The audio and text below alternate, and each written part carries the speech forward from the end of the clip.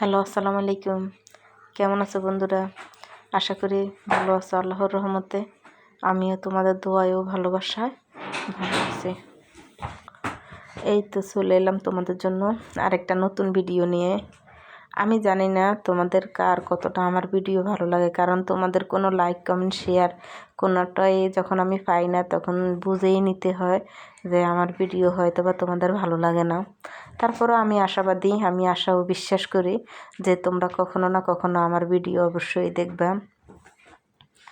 এই কড়িয়াটা তোমরা চিনো কিনা জানি না, কালকে একটা ভিডিওতে আমি দেখাইছিলাম কিন্তু আমার কি কি কড়িয়া আছে, নন স্টিক আর কি।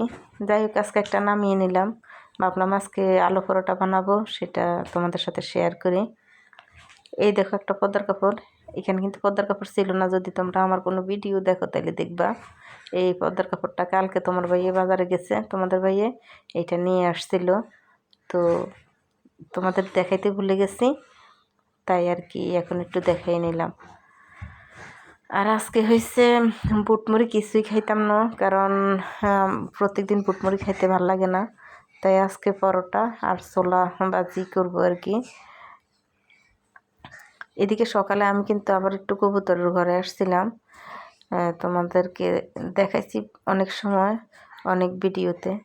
আমাদের ছাদে একটা কবুতরের ঘর আছে, আর এই কবুতরের ঘরে অনেকগুলো কবুতর আছে। এই দেখো, মানে এইগুলো কিন্তু জ্বালালি কবুতর, এইগুলা প্রত্যেক দিন আদার দিলে তোমাদের ভাইয়া এই কবুতরগুলো খেয়ে ফেলে। তাই আসলে আমি একটু দেখতে আসছিলাম যে জ্বালালি কবুতর আছে কিনা। ওই দেখো কিভাবে বসে রয়েছে। এটাকে আমি শুনছিলাম কালকে আমাদের ভাইয়া বলছিল বাচ্চা নাকি ফুটছে কবুতরের, তাই একটু দেখতেও আসলাম, দেখি কয় জোড়া বাচ্চা আছে। এগুলো কয়েকদিনকার আগের, বড় হয়ে গেছে। এখানে দেখি এক জোড়া আছে, এদিকে আরেক জোড়া আছে।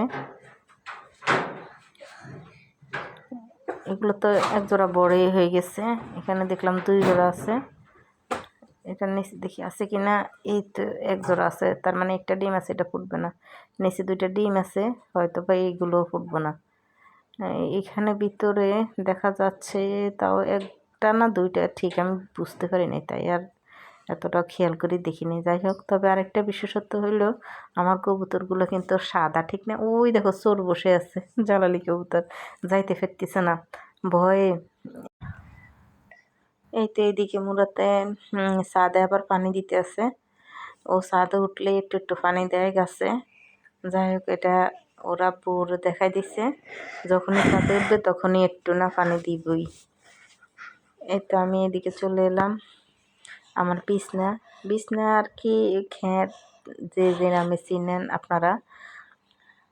তো এখানে আমি অল্প কিছু দৈন্যা গাছ, দৈন্যার গোটা বানিয়েছিলাম। এগুলো বেশি একটা উড়ে নাই, উঠছে যাই উঠছে, তবে এগুলো হাইব্রিড।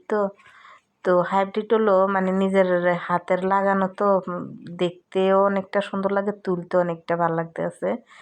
তো আমার যতটা লাগতো ঠিক আমি ততটাই তুলে আনছিলাম।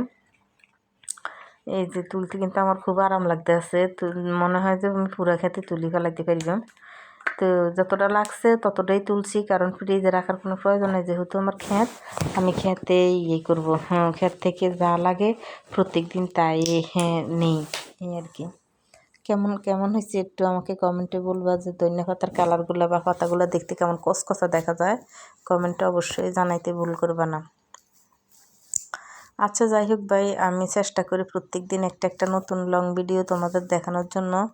কেমন হয় তা জানি না, তবে আমি নতুন হিসাবে আমি অনেক চেষ্টা করি, পরিশ্রম করি। কাজের ফাঁকে এই ভিডিওগুলো বানাইতে অনেক কষ্ট হয়। এর ভিতরে কিন্তু তোমরা জানো তোমাদের ঘরে বাচ্চা আছে, যে বাচ্চাদের হাত থেকে মোবাইল নিয়ে ভিডিও বানাইতে, ভিডিও এডিটিং করতে অনেক সময় লাগে।